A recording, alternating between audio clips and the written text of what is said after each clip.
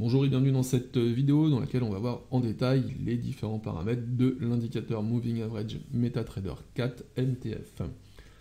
Donc cet indicateur va vous permettre d'afficher, comme je vous le disais dans le descriptif, plusieurs unités de temps sur le même graphique.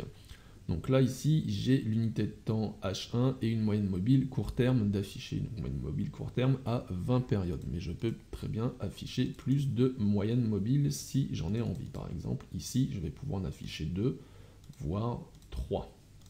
Voilà. Donc ces moyennes mobiles vont prendre en compte les paramètres qui se trouvent ici. Donc je demande à ce que mes moyennes mobiles soient des moyennes mobiles exponentielles. Vous pouvez choisir ce que vous voulez si vous préférez autre chose. Je veux que ces moyennes mobiles soient calculées sur les prix de clôture. Alors si vous voulez sur les prix d'ouverture, vous pouvez, sur les plus hauts, les plus bas, des prix médians, c'est vous qui choisissez. Ici, je vais indiquer le nombre de périodes pour la moyenne mobile court terme, donc la bleue qui est ici. Donc vous faites un double clic et vous changez le chiffre par le nombre de périodes que vous voulez. Vous allez pouvoir faire la même chose ici et là pour la moyenne mobile moyen terme et la moyenne mobile long terme. La ligne qui se trouve ici va vous permettre de décaler la moyenne mobile court terme si vous voulez utiliser cet indicateur pour la méthode de l'alligator.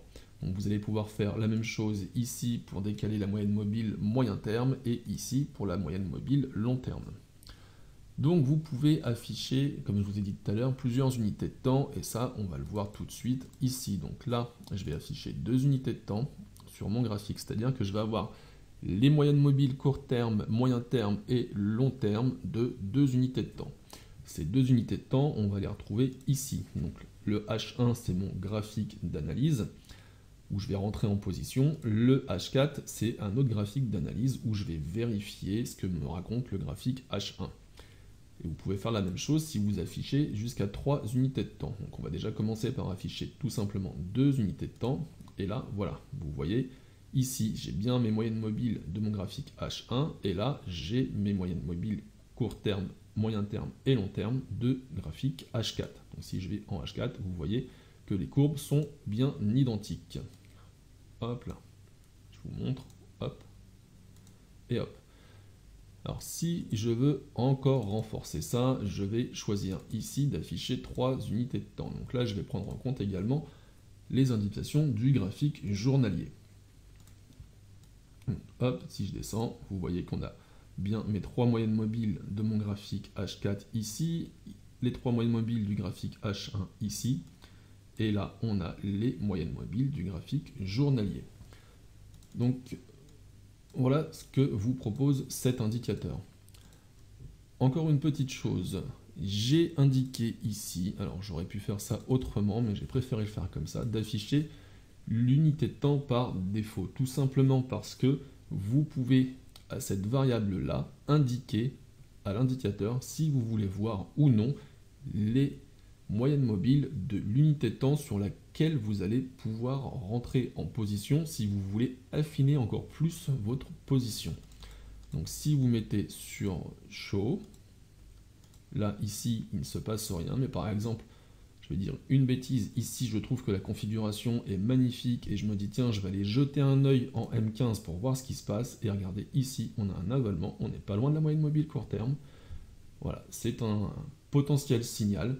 Donc je pourrais rentrer en position, et ici on a bien les moyennes mobiles de l'analyse en M15. Si je repasse sur le graphique H1, je n'ai plus ces petites moyennes mobiles.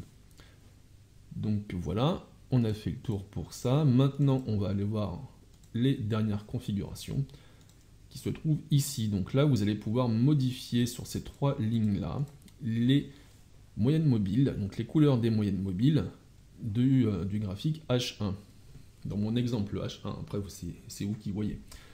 Donc par défaut, la largeur est de 2 pour pouvoir les identifier, mais vous pouvez modifier tout ça aussi comme ça en mettant la largeur par 1, et du coup vous pouvez ici modifier le style de la ligne. Donc par exemple, ma moyenne mobile ici court terme en bleu, je vais la mettre en pointillé sur une largeur relativement fine. Et voilà, donc là on voit pas très bien, je vais essayer de zoomer. J'ai zoomé au maximum, on voit pas très bien, donc on va faire autrement. On va mettre des petits tirets comme ça.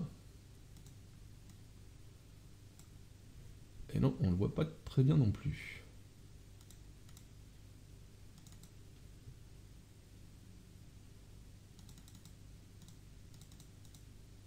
Donc, je remets les paramètres par défaut. Ici, vous allez pouvoir modifier donc, la même chose, mais pour l'unité de temps supérieure, donc dans mon exemple le H4. Ici, sur ces trois variables-là, vous allez faire la même chose pour le graphique de l'unité de temps encore supérieure, donc autrement dit le daily dans mon exemple. Et ici, ça va être l'unité de temps qui va être inférieure à votre unité de temps principale, qui est pour moi le H1. Voilà, bah écoutez, si vous avez des questions, n'hésitez pas, venez m'en parler, je me ferai un plaisir de vous y répondre. Alors vous pouvez m'en parler soit par mail, soit en commentaire. Je me ferai un plaisir de vous y répondre.